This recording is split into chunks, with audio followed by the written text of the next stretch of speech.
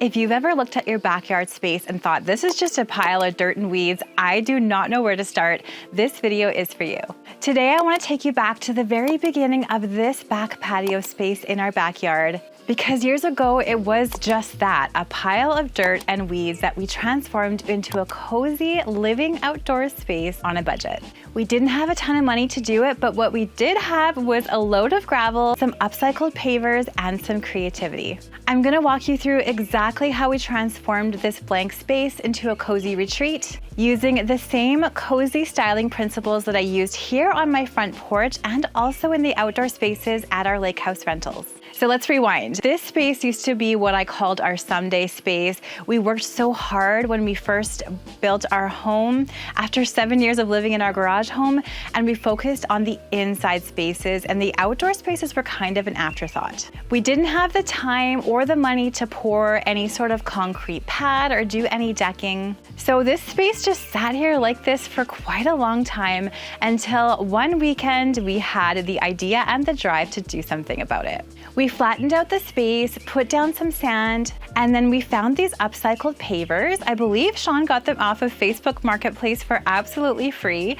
laid those down, and then added a load of gravel around there. So now we have this French country looking sort of rustic base for our back patio. Now that's the first secret to making any space look cozy, is give it some boundaries. Even just defining a rectangle in the grass with some stepping stones, or doing something nice and budget friendly like gravel or upcycled pavers, or even defining the space with a nice budget friendly indoor-outdoor rug can make your outdoor space feel cozy and intentional. And then suddenly what used to feel like a messy patch of lawn and dirt felt like an actual back patio. And it also felt like a room, and one that was just waiting to be styled. And I love the idea of thinking of your outdoor spaces as rooms, just like you would think of your spaces inside your home. Now, once our flooring was in, I started with comfort. If you followed me for any length of time, you know I am all about comfort. Sure, I love beautifully styled rooms, but I also want to create rooms that make people want to just sit down and relax and enjoy them. I believe that every single space, whether it's inside or outside, should make someone feel like they want to stay a while. To this space, we added an affordable patio set. I also added an indoor-outdoor rug and layered another one on top. I just found these on sale at our local furniture store, and I think this one was from Michael's. I also added some cushions and bonus points if they're washable, but you can even use indoor cushions and then just bring them inside if it rains. They're just gonna instantly make your space feel comfortable. And at our lake cabins, I've done exactly the same thing. I added some comfort through cushions and through basic cozy seating. When you layer some basic outdoor seating with cushions, it instantly feels like this beautiful and cozy escape. Next came lighting, and if you want to take your outdoor space to the next level, especially at dusk and during the evening, adding some lighting is gonna do exactly that. Here on the patio, I created a DIY fire bowl with a concrete planter, some sand, some chicken wire, some gel fuel, and some fire-safe rocks. I'll leave links to everything that I used down in that description box below. Light this up and it's the perfect centerpiece on your back patio or your front porch. I also upcycled some old lattice from a different property and hung it up over the retaining wall to give this space even a little bit more structure. And then on the lattice, I strung some string lights.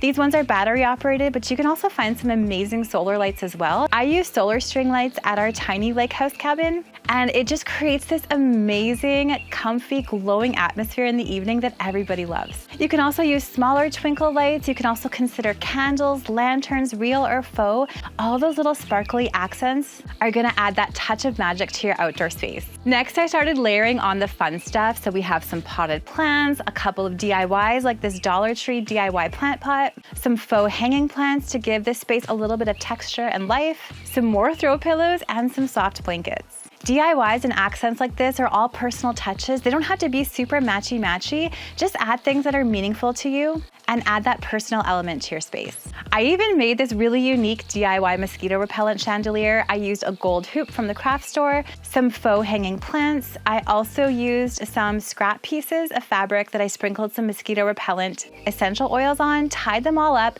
hung it up, and we have this really unique feature that also works as a mosquito repellent. DIYs like this are gonna make your space feel so unique and personal. And I'll make sure to leave some more of my favorite outdoor DIY ideas ideas down in that description box below. Now, one thing that I always love to include indoors or outdoors when I'm styling a space is function. Even outdoors, I want to make sure that I can stick my iced latte down somewhere. So always think about when you're designing a space outside, is there a table or something beside a chair that someone can put their drink on? I made sure in this case to add a little side table beside the sofa here, and I made sure every seat here had something within arm's reach. In the other outdoor spaces that I've done, I also make sure that there's little side tables, stumps, really anything that's gonna work as a place for people to set their drinks on. Now, the same layout principles that I use inside homes totally work outside too. For example, you always have to have enough area for traffic to move through. Is there enough walking distance between your furniture for people to comfortably move around?